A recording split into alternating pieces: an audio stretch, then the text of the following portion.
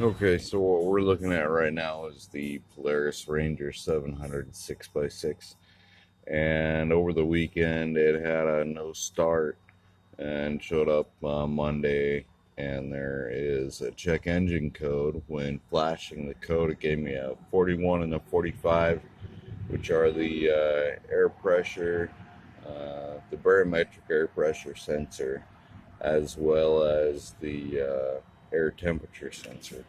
I'm going to go ahead and show you the battery first of all, because on the electronically fuel injected vehicles that do have an electronic control module, even if the battery is low, as you can see it has been there, that can also cause engine faults. Just because it'll start doesn't mean that the battery is good.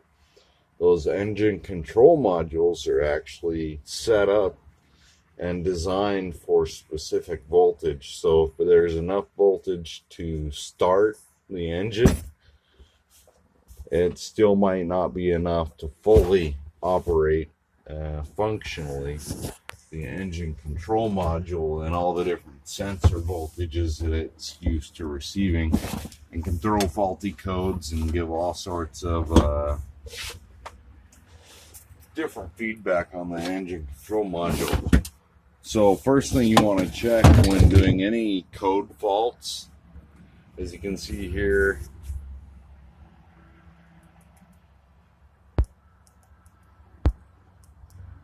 the way to do that on these is to make sure your e-brake's in, everything's in neutral.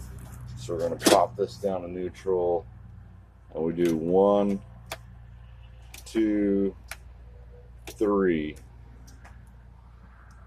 and that'll blink the check engine codes. And this one's kind of nice because not only does it do a blink, but it'll actually display the codes. And I've already gone ahead and done the codes, but there you can see it shows a 45, so that's 4 blinks followed by a space, and then 5 blinks, and also 41, 4 blinks followed by a space, and then a 1 blink. So 45 and 41 are the barometric pressure sensor and the air temperature sensor. This is the throttle position sensor here. This is the air temperature sensor.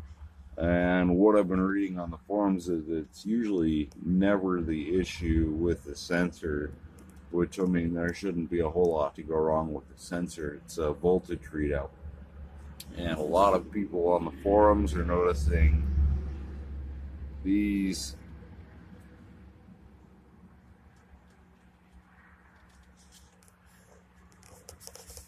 attachments here usually get corroded, or sometimes a wire will pop out. So I went ahead and checked all the wiring into this wire harness, and you can't really see it, but it ties into this bigger harness on the inside here. And I did go ahead and verify that all these are connected and well connected. I followed them through, checked all the connections on these sensors, and the ignition sensors, everything coming through there, throttle position sensor. Another person on one of the forums said that the mass airflow sensor, but that didn't actually throw a code, so it shouldn't give misgivings on any of these. But you want to trace these wires back.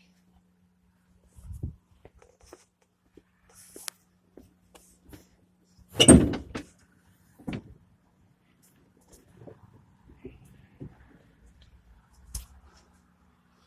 don't know if you can see it there, but this is where it ties in. There we go.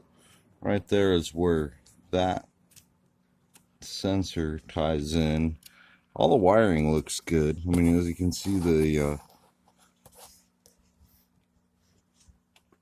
some of the harness connectors, had some dirt in there. I went ahead and disconnected them and plugged them back in and ran the motor for a while, and that code cleared and the check engine light went away. So that's something to check, and then hopefully that resolves some of our cold start issues that we've been having for a while. Also, when it does get cold, a lot of you guys with the Rangers or here on the team should know about this throttle adjustment. Right brings down the throttle, the left up. If it's too high, it won't go into gear. If it's too low, it'll die. So you want to keep that adjusted, and be mindful that in extreme weather, we have 50-degree temperature swings here in the high desert. This may need slight adjustment.